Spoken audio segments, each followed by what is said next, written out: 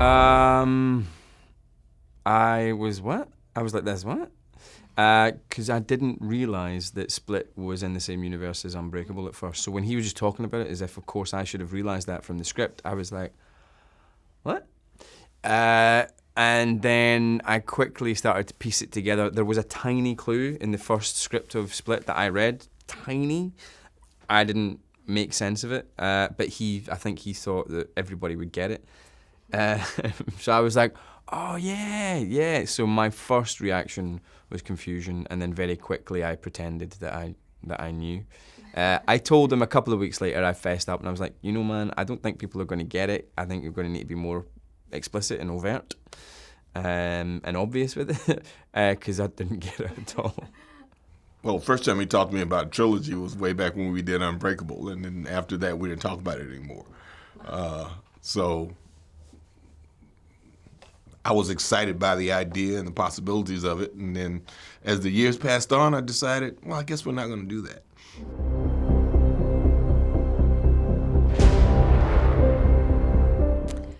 That was probably the most intimidating day that I had at work, because prior to that I had scenes with each of them alone, but having them all in the room together, and it was a very long scene on paper, and I do all the talking, basically. Or a lot of the talking, because, you know, Mr. Glass is kind of in a state, and David Dunn is in a different place. But it was not lost on me that this was a pretty iconic image that I was, a particularly like iconic vantage point I was getting to see, because it was just me sitting here and all three of them were in front of me.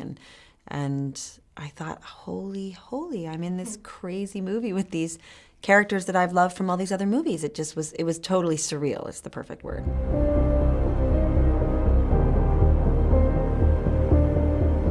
Kevin's not a villain in any way. Kevin is a guy he's a victim, and he wants to, you know, the poor guy wants to commit suicide every time he regains consciousness. He's never tried to hurt anybody. The Beast is somebody who's trying to do a good thing in an incredibly villainous fashion, but he's different from Kevin. Kevin is heroic at the end, but nobody else really is in that group of people that live in Kevin's body. But the Beast is definitely not heroic. He's definitely, for a good reason, he's being very villainous.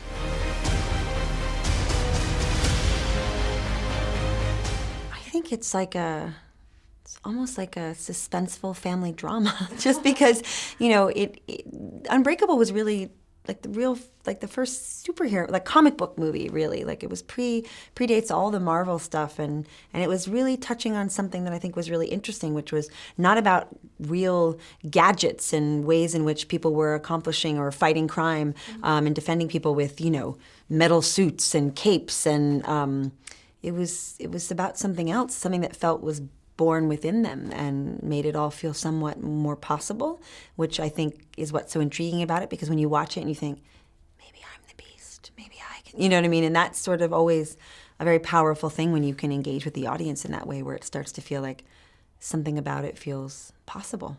I think it's a lot of things. It's definitely a superhero movie, but it's also a thriller, and it's a psychological thriller. I wouldn't say it's a horror movie at all, but it's definitely got scary moments. A scary, psychological, thrilling superhero movie.